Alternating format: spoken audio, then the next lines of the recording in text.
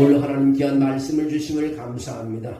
귀한 말씀 듣는 가운데 깨달음이 있게 하시고 하나님의 큰 은혜가 있게 도와주시옵소서. 주의 영이 이 시간에 함께함을 믿사옵고 예수님의 이름으로 기도합니다. 아멘. 할렐루야. 우리 옆 사람하고 인사합니다. 하나님이 당신을 사랑하십니다. 아멘. 어느 시골 마을에 작은 교회가 하나가 있었습니다. 그 교회에는 평범한 청년 한 명이 있었는데 그는 늘 이렇게 말했습니다. 저는 가진 것이 없고 특별한 재능도 없습니다. 그러던 어느 겨울 마을에 큰 화재가 났습니다. 많은 사람들이 집을 잃고 추위 속에 지내게 되었습니다.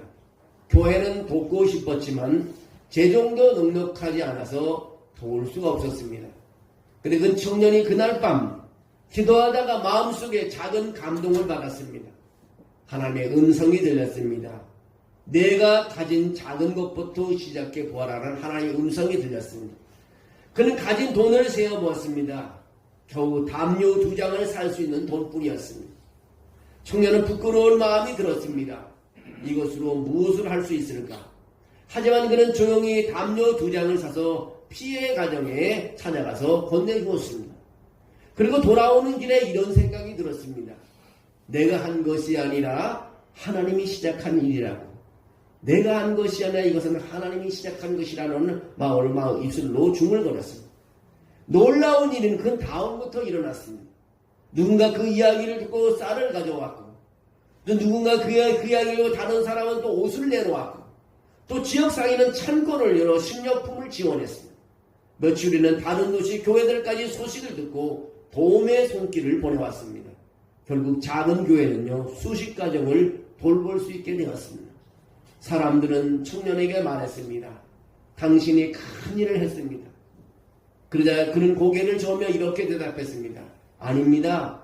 저는 담요 2장을 들고 갔을 뿐입니다. 시작하신 분은 하나님이십니다. 우리는 종종 결과를 보고 누가 했는가를 묻지만 믿음의 사람들은 알고 있습니다. 가장 위대한 일들은 인간의 능력보다 먼저 하나님의 마음에서 시작된다는 것입니다. 내가 한 것이 아니라 하나님이 시작하셨습니다. 성도 여러분, 우리 인생의 가장 큰 위로가 무엇입니까? 우리 인생의 가장 큰 위로가 무엇입니까? 내가 잘해서 여기까지 온 것이 아니라는 사실입니다. 내가 똑똑해서 능력이 있어서 운이 좋아서 살아온 것이 아닙니다. 오늘 바울과 바나바는 약 2년 가까운 시간 동안 1차 여행을 마치고 안디옥 교회로 돌아와서 보고를 합니다. 근데 바울은 이렇게 말하지 않았습니다. 우리가 얼마나 선교하는데 수고가 많은지 아십니까? 우리가 얼마나 수고가 많은지 아십니까? 우리가 얼마나 대단한 일을 했는지 아십니까? 여러분, 우리 추움 속에서 힘들었고 먹을 것이 없어서 힘들었고 길을 몰라서 위험한 곳에서 있었습니다. 이렇게 말하지 않았다는 것입니다. 오늘 본문은 뭐라고 말하냐면 하나님이 함께 행하신 모든 일이라고 말하고 있습니다. 바울은 자기 업적을 자랑하지 않았습니다. 하나님이 하신 일을 즐거워했습니다. 성도 여러분, 믿음의 사람은 자기 이야기를 길게 하지 않습니다. 그들은 하나님의 이야기를 하는 것입니다. 하나님은 창세전에 우리를 선택하셨습니다. 사도 바울은 에베소 1장 4절에 이렇게 말합니다. 그 창세전에 그리스도 안에서 우리를 택했다고 말하고 있습니다.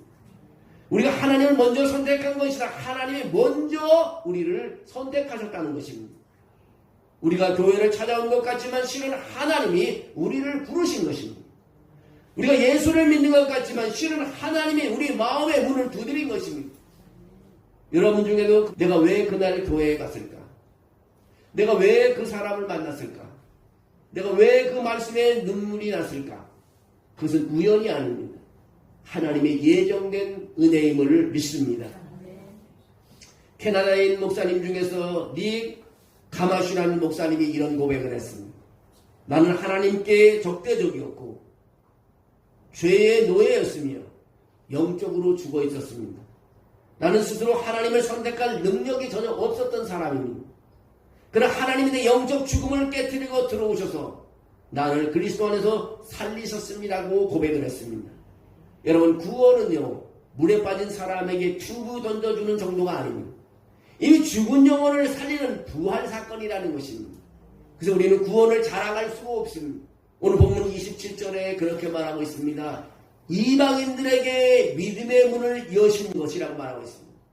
이방인들에게 믿음의 문을 여시는 것은 문을 누가 여셨습니까? 하나님이 여셨습니다. 안디옥은요, 엄청난 도시였습니다. 쉽게 말하면 로마와 알렉산드리아 다음이 가는 국제도시가 바로 안디옥 지역이었습니다. 문화도 많고 우상도 많고 죄악도 많았습니다. 근데 하나님께서 바로 그곳에서 놀라운 일을 시작했습니다. 스데반 순교요 흩어진 성도들이 다 어디로 가냐? 안디옥 교회로 몰려갔습니다. 처음에는 유대인에게만 복음을 전했습니다. 근데 성령께서 그들의 마음을 움직였습니다.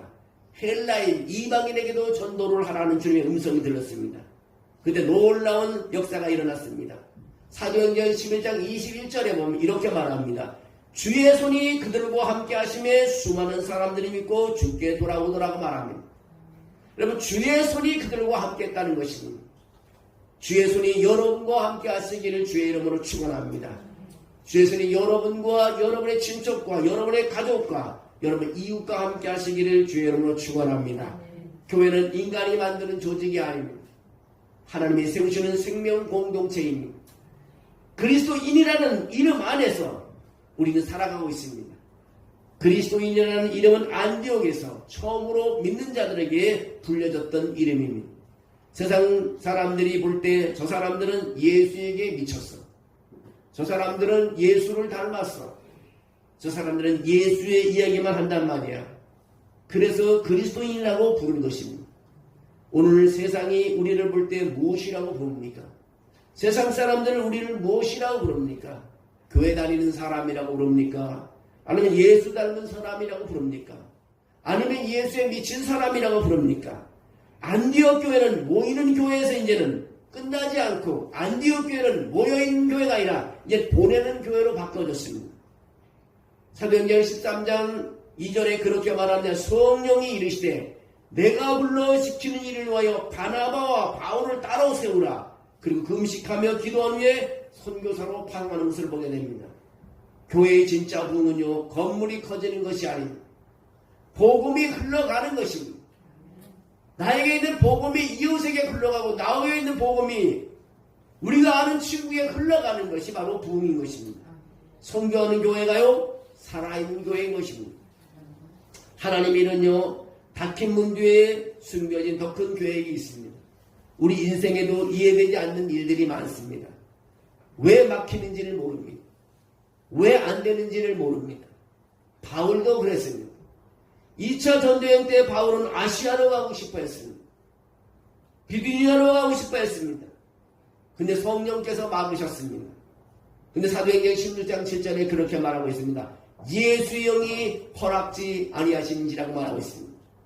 얼마나 답답했겠습니까?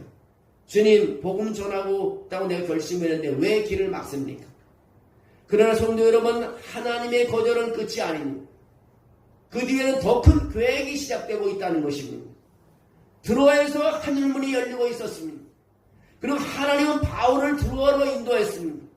그리고 밤에 환상을 보여주었습니다. 마게도나 사람 하나가 서서 그에게 청하여 그렇게 말합니다. 마게도나로 건너와서 우리를 도우라고 사도행전 16장 9절에 말하고 있습니다. 그 순간 바울이 깨달았습니다. 아, 하나님이 유럽의 문을 여시는구나. 여러분, 하나님은 우리의 문을 계속해서 열고 계십니다. 때때로 우리는 문이 닫혀있는 것 같지만 하나님의 계획 속에서는 문이 열리고 있다는 것입니다. 바울이 즉시 순종하여 배를 탔습니다. 놀랍게도 드로아에서 네아폴리까지 단 이틀 만에 도착했습니다. 그런데 나중에 반대 방향으로 올 때는 무려 닷새가 걸렸습니다. 왜 그렇습니까? 하나님이 순종하는 자유에 순풍을 불게 해주셨기 때문인 것입니다. 여러분, 하나님이 인도하시는 길은요, 하나님의 바람이 부는 것입니다. 오늘 우리에게도 닫힌 문이 있습니다. 사업의 문이 닫혀 있습니다. 건강의 문이 닫혀 있습니다. 사람과의 관계의 문이 닫혀 있습니다. 기도했는데도 안 될 수도 있습니다. 그러나 낙심하지 마십시오. 하나님이 닫으신 문 뒤에는 우리가 보지 못하는 더 큰 문이 있다는 것입니다. 유럽의 첫 도시 빌립보에서 바울이 도착했습니다. 근데 예상과는 달랐습니다. 회당이 없었습니다. 보통 바울은 회당에서부터 전도하고 복음을 전하는데 거기는 회당이 없었습니다. 회당이 없어서 그는 복음을 전할 수가 없습니다. 그래서 너무 바울은 실망했습니다. 그러나 바울은 포기하지 않았습니다. 기도처를 찾아 강가로 나갔습니다. 거기서 하나님은 한 사람을 예비해 두었습니다. 그의 이름이 바로 루디아라는 사람입니다. 주께서 그 마음을 열어 바울의 말을 따르게 하셨다고 사도행전 16장 14절에 말하고 있습니다. 누가 마음의 문을 여셨습니까? 하나님이 여셨습니다. 하나님이 이미 준비하고 계셨습니다. 바울은 회당을 기대했습니다. 하나님은 루디아를 준비했습니다. 바울은 큰 사역을 기대했습니다. 하나님은 한 영혼을 준비해 놓으셨다는 것입니다. 하나님은 언제나 우리보다 먼저가 계십니다. 우리가 도착하기 전에 하나님이 이미 준비하고 계십니다. No way에서, 길이 없는 데서 new way, 새 길을 만드는 것입니다. 우리 생각에는 길이 없습니다. 그러나 하나님 말씀하십니다. 내가 새로운 길을 만든다고 말하십니다. 홍해 앞에서도 그랬습니다. 길이 없었습니다. 광야에서도 길이 없었습니다. 십자가에서도 그랬습니다. 사람은 끝이라고 말하는데요. 하나님은 시작이라고 말씀하고 계십니다. 사랑하는 성도 여러분, 하나님은 과거에만 일하시는 분이 아닙니다. 오늘도 일하시는 분인 줄로 믿습니다. 여러분, 2020년 지금도 이 순간도 하나님은 믿음의 문을 열고 계십니다. 아주 수많은 영혼이 복음을 듣지 못했습니다. 수많은 도시가 복음 없이 살아가고 있습니다. 그런데 하나님은 누구를 사용하실까요? 바로 우리를 사용하시는 것입니다. 우리의 삶이 선교지인 것입니다. 왜 꼭 해외에만 가면 선교가 됩니다. 우리 가정도 선교지가 될 수 있습니다. 직장이 선교지가 될 수 있습니다. 이웃이 선교지가 될 수 있습니다. 여러분의 말 한마디, 기도 한번, 섬김 하나를 통해 하나님은 믿음의 문을 여실 수 있습니다. 성령께 민감한 사람이 되어야 합니다. 안디옥 교회는 성령의 음성을 들었습니다. 바울도 성령의 인도함을 받았습니다. 오늘 우리도 마찬가지입니다. 성령께서 말씀하시면 순종해야 합니다. 성령께서 전화해라 그러면 전화해야 됩니다. 찾아가라고 말하면 찾아가야 됩니다. 용서해라 그러면 용서해야 됩니다. 복음을 전해라 그러면 복음을 전해야 합니다. 그때 하나님이 일하시는 것입니다. 말씀을 정리하면요, 하나님은 창세전에 우리를 선택했다는 것입니다. 하나님은 안디옥 교회를 통해 성교의 문을 여셨다는 것입니다. 하나님은 닫힌 문 뒤에 더 큰 문을 준비하고 계신다는 것입니다. 하나님은 누디아를 예비하시고 유럽 복음화의 시작을 시작했습니다. 여러분, 그러므로 우리의 인생도 마찬가지입니다. 지금 이해되지 않아도 하나님은 우리를 위해서 일하고 계십니다. 닫힌 문 때문에 울고 계십니까? 실패 때문에 낙심하십니까? 하나님 말씀하십니다. 보라, 내가 새 일을 행하리라고 말하고 있습니다. 여러분, 놀라운 말씀입니다. 영어로 말하면 Behold, I am doing a new things라고 말합니다. 새로운 일을 행하신다는 것입니다. 하나님이 닫으신 문은 우리가 열 수 없습니다. 그러나 하나님이 여신 문은 아무나 닫을 수 없습니다. 그러므로 두려워하지 마십시오. 하나님의 주권을 신뢰하시기를 바랍니다. 바울처럼 즉시 순종하십시오. 그러면 하나님께서 여러분의 인생 가운데서 하나님이 행하신 일을 간증하는 날이 있을 줄로 믿습니다. 여러분, 하나님이 우리의 모든 것을 다 알고 계십니다. 우리가 고백하는 순간 하나님은 우리를 붙잡고 세워주시고 걸어나가게 하십니다. 우리는 내일 일을 알지 못합니다.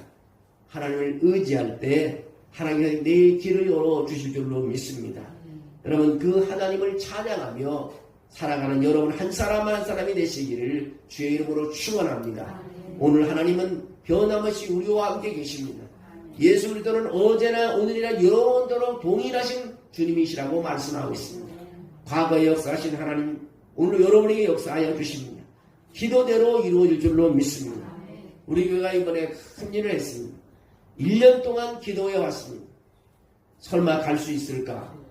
그러나 하나님께서 길을 열어주시겠지. 사실 전쟁통에 항공료도 엄청나게 올랐습니다. 그러나 하나님 은혜로 3개월 전에 항공 티켓을 끊는 바람에 한국 올림 가격이 가지 않습니다. 필리핀에는 가니까요. 주유소마다 가다가 다 비상 통과해. 기름이 없어요. 몇 군데 가면 한두 군데 있지만 기름이 없어 그냥 갔다가 그냥 도로 돌아오는 경우가 많이 있어요. 야, 놀랐습니다. 우리만 더 심각합니다. 한 3배, 4배는 더 올라 있어요. 물가. 너무나 어려운 삶을 사는 것을 볼 수 있어요. 그래도 한국은 정부에서 열심히 노력하고 헌신적으로 해서 그 기름값은 올리긴 하지만 그렇게 올리지 않아요. 그걸 보고 참 놀랐습니다. 교회들마다 참 하나의 희망을 본 것은요. 예수 믿는 예수를 영접하는 시간도 있었지만 모두가 말씀을 받고서 마음으로 활짝 열고 아멘 소리를 들을 때마다 얼마나 힘이 되는지. 그 사람들 내가 설명 내 말로 다 알아듣더라. 물론 한국말로 설교하지는 않았지만 얼마나 큰 은혜가 가지고 모든 사람이 눈물을 흘려 기도하는 모습을 보고 야 우리의 집회는 성공했고 하나님 일은 계속 진행된다는 것을 알면서 늘 기쁜 마음으로 돌아왔습니다. 하나님이 모든 것을 다 하셨습니다. 저는 도구로만 쓰임받고 우리 교회도 도구로만 쓰임받았지 모든 것을 이루시는 것은 하나님이시고 결실을 맺는 것은 하나님이 하신 것입니다. 하나님을 찬양하며 영광 돌립니다. 아멘. 하나님 감사합니다. 우리의 주권자가 되시는 하나님 아버지 죽었던 우리를 살리고 창세전에 택하여 주시니 감사합니다. 우리 인생에 닥친 문이 있을 때 원망하지 않게 하시고 그 너머에서 더 큰 일을 준비하시는 주님을 신뢰하게 하여 주시옵소서. 바울처럼 즉시 순종하게 하시고 안디옥교회처럼 선교하는 교회가 되게 하여 주시옵소서. 우리의 가정과 교회와 삶의 현장을 통해 믿음의 문이 열리게 해 주시옵소서. 잃어버린 영혼들이 주께 돌아오는 은혜를 허락하여 주시옵소서. 예수님의 이름으로 기도하옵나이다.